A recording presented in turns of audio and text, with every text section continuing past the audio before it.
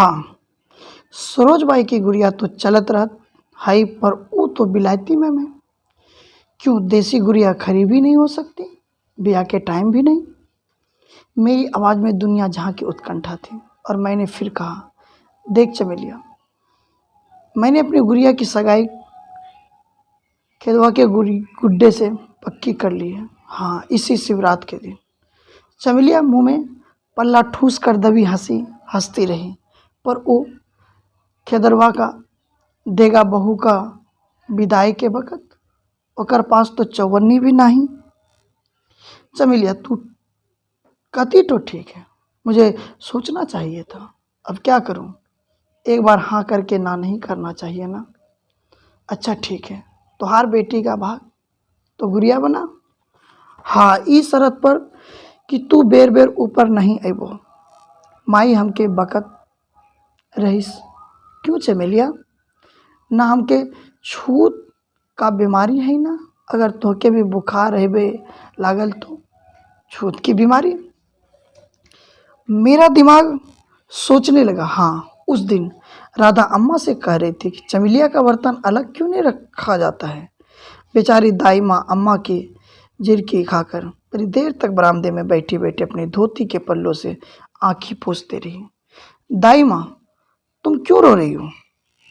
दाई माँ, यह राधा बड़ी चुगलखोर है, बड़ी खोटी है। ये कहती है कि मैं यीशु की कसम खाकर कहती हूँ कि मेरे पहले मालिक पक्के अंग्रेज थे। झूठी कहीं की, उसको अंग्रेजी तो बोलना नहीं आता।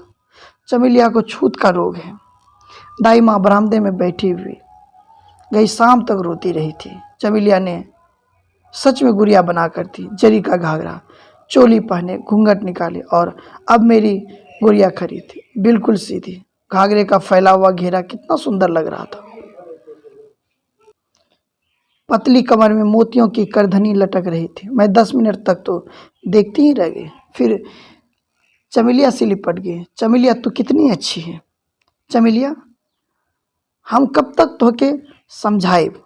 फिर मेरी ओर पलट कर दाई माँ ने कहा, ए बिटिया, जरा परे बैठो तो। अभी बहू जी के कान में बात पड़ी तो आंख कपार पर चढ़ा ली। दाई माँ, मैं जानती हूँ खेदरवा को न्योता देने, मैं जाती हूँ खेदरवा को न्योता देने। वो अपना बेटा लेकर आए। हाँ, और आज ही हम लोग सगाई कर देते हैं। छत वाली कोठरी में मैं, चमेलिया और दाई माँ बैठी बैठी बातें कर रही थी। दोपहर के 3 बजे थे। दाई माँ, खेदरवा और उसकी माँ को हम लोग खाने के लिए क्या देंगे? काहे, सतुआ है ना? मैं दाई माँ का हाथ पकड़े पकड़े सीढ़ी उतरी, उसके साथ सड़क पार करके खेदरवा की माँ के पास गई।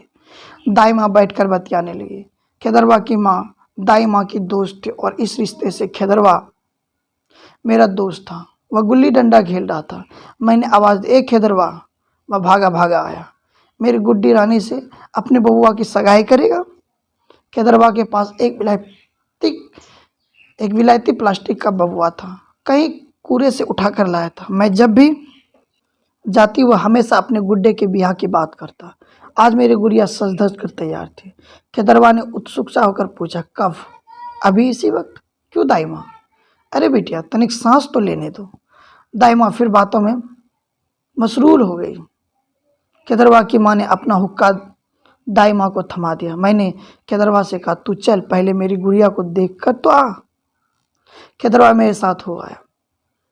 दबे पांव सीढ़ियाँ चढ़कर हम लोग छत पर गए। गुड़िया वैसे ही सजी धजी खड़ी थी। खेदरवा भी मुग्ध हो गया। बहुत अच्छी है, इसको हम बहुत अच्छे से रखेंगे। तब तक छत पर बुल्ली चला गया। मैंने गुड़िया को अपनी गोद में छिपा लिया। दिखा मुझे, दिखा। बुल्ली की छीनी झपटी देख चमेलिया ने कहा, अरे दिखा तो प्रिया भाई, नहीं तो कहाँ से ये लोग बारात में आइए। और ई तो तुहार बिटिया का मामा भैले। मैंने बुल्ली को गुड़िया दिखाई। तब तक सरोज और नीलू भी ऊपर आ गई थी। इतनी अच्छी गुड़िया, अरे यह खरी कैसे है? कहते हुए बुल्ली ने गुड़िया का घाघरा उल्टा। बुल्ली बेशर्म कहेगा, बुल्ली बेशर्म कहेगा। मैंने चीखी, पर वह भला कहाँ मानने वाला। अरे देख सरोज, देख, यह गुड़िया बांस को चीर कर बनाएगी। 2 टांग के बदले 4 टांग और बीच में पत्थर अटका दिया है। हैं, प्रिया की गुड़िया भाटा माई, प्रिया की गुड़िया भाटा माई। बुल्ली ने टिकोजी सेब की गुड़िया हथेली पर रख और जोर से ऐलान किया, भाटा माई की जय, भाटा माई की जय। बुल्ली के पीछे सरोज और नीलू तीनों नीचे उतर गए। मेरी गुड़िया, दाई माँ मेरी गुड़िया। मैं जमीन पर लौट रही थी। खेदरवा भाटा माई के लिए ना कह के जा चुका था। सरोज, बुल्ली और नीलू के जुलूस में अब शाम को नीचे खेलने वाले और भी बच्चे शामिल थे। वे मकान के चारों ओर गोल घेरे में घूमते हुए भाटा माई की जय जय जयकार कर रहे थे। पर त्रासदी की यह तो शुरुआत थी। घंटे भर बाद भाटा माई की बांस की खांची के से पत्थर निकाल दिया और बांस को एक लंबे डंडे से बांध दिया। फिर उस गुड़िया का एक और नामकरण हुआ, प्रिया की बच्ची बांस की खपच्ची। प्रिया की बच्ची बांस की खपच्ची। अब छोटे भैया तथा दीदी लोगों की बारी थी। रात को खाना खाते वक्त सल्लो जीजी ने भी छेड़ा, अम्मा अपनी प्रिया की सगाई खेदरवा से करते, उपले थापा करेगी। छोटे भैया ने चिकोटी ली। बाबूजी की प्रश्न पूछती आंखें। अम्मा ने कहा, मुझे तो ये बच्चे रात दिन नोचते हैं, क्या मजाल की शांति से कोई दोपहर को भी आराम कर ले। हरिया ने सारी कहानी बाबूजी के सामने सुनाई। हरिया, चमेलिया की माँ से कहना बच्ची को हर कहीं ना ले जाया करे। उस रात मैं और दाई माँ दोनों गले लगकर रोती रही। वह मेरे आंसू पोंछ रहे थे, मैं उसके।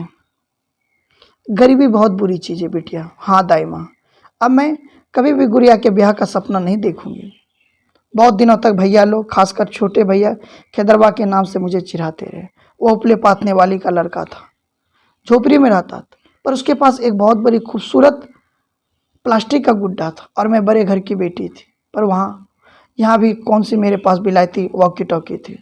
उसको फुर्सत थी कि वह मेरे लिए खिलौना लाया करे। मेरे खिलौने तो दाई माँ की पोटली में बंधे रहते। कमीरी गुड़िया भी तो चमेलिया ने बनाकर दी थी। पता नहीं क्यों इसके बाद मैंने गुड़िया खेलना ही छोड़ दिया। मैं सरोज और नीलू की गुड़िया देखकर मुंह घुमा लेती थी। इसके बाद दाई माँ कभी मुझे अपने साथ लेकर खेदरवा की माँ के पास भी नहीं गई। बड़ा बाबू का ऑर्डर जो था, दाई माँ मेरा सारा दुख समझती थी, पर वह कभी कुछ नहीं कहती। उसने भी अब मिर्ज़ापुर से, बनारस से मिट्टी के और लकड़ी के खिलौने लाने बंद कर दिए। अब मैं बड़ी हो गई थी। बाबूजी तो चले ही गए थे।